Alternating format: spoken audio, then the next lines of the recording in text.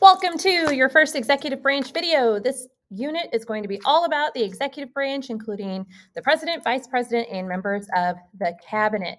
So our learning target today is to identify the main responsibilities of each branch. We're going to focus on the executive branch, and today we're going to look at requirements for office. All right. So we have, according to the Constitution, three formal requirements, okay? Formal requirements that a president or a person has to meet in order to become president. The first one we know is they have to be at least 35 years old. They have to have been a resident or a citizen of the United States for 14 years, and they have to be a natural born citizen, meaning they had to have citizenship at their birth. Okay, so those are the three formal requirements. But we also have some informal requirements that presidents typically have met over the course of their career or their life before they become president. So some of those include some experience in government. Typically, presidents have some sort of government background before they get into the race for the presidency. Sometimes they have, in the case of President Trump, they have a background in business. In the case of President Reagan, maybe they were an actor.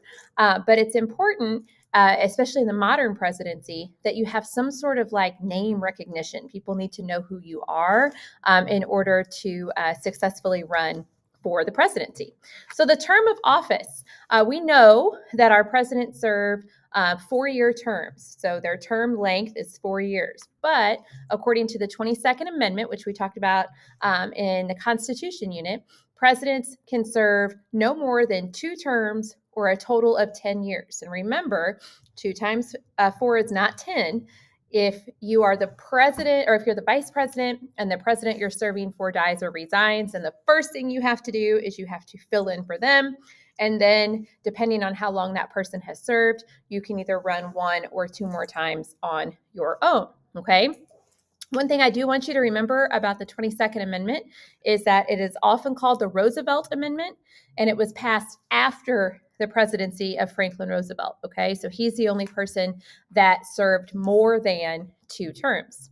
So we have a couple of different types of elections, and we're going to focus more on this in class. But the goal of a primary election is to figure out who is going to be the nominee from each political party. Okay, so we have 2 main political parties in the United States today. The primary is for all of the Democratic candidates and all of the Republican candidates to kind of go head to head within their party. And that way each party nominates 1 person.